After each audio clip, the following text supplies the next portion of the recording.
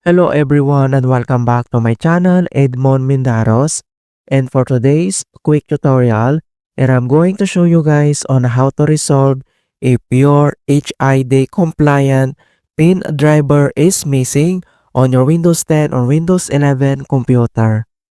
So HID or Human Interface Devices are the devices that allow user to interact directly with a computer.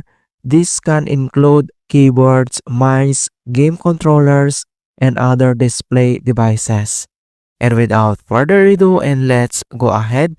So the first solutions we will do is to install the latest driver update.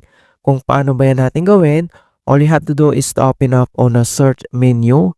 And dito sa search for apps, so kailangan mo lang i-type dito yung settings and then i-click mo lang dito yung open.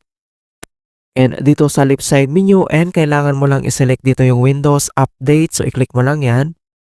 At dito sa right side ay scroll down ulit. At kailangan mo lang i-click dito yung Advanced Options. So click mo lang yan. And dito sa Advanced Option and then scroll down ulit. At dito lang sa Additional Options. So makikita mo dito yung Optional Update. So click mo lang yan.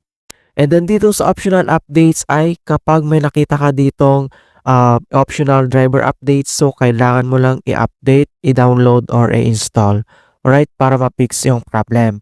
So once after ka na makapag-install or download dito, and other solution na pwede natin gawin is to check hidden devices in device manager. Kung paano ba natin gawin, all you have to do is to open up again on the search menu. And dito sa search for apps, so type mo lang dito yung device manager. And then i-click mo lang dito yung open. And then once na-open mo na tong device manager, ang next step, so dito lang sa taas ay kailangan mo lang i-select dito yung view. Ito siya. So click mo lang yan.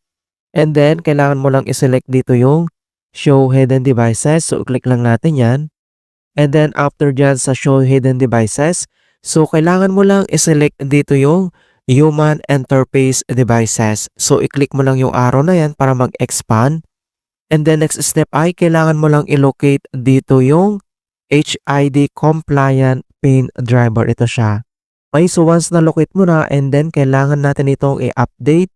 So kung paano ba yan i-update, so select and kailangan mo lang mag-right click and select mo lang dito yung update driver. So dito ay may dalawang option na pwede natin gawin.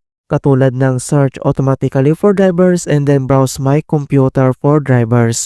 So, select ka lang dito sa dalawa and then i-tap mo lang tong search automatically and then click mo lang yan at wait natin. So, makikita mo na dito na the best drivers for your device are already installed. So, after natin ma-update ang HID compliant pin driver and then close lang natin tong device manager. At dito lang sa start menu and kailangan mo lang mag-restart. Okay, click mo lang yan. Alright, so ganoon lang po kasimple on how to fix HID compliant pin driver is missing on Windows 10 or Windows 11. And please don't forget to like this video, subscribe to my channel for more quality content. Thank you guys and see you in my next tutorial.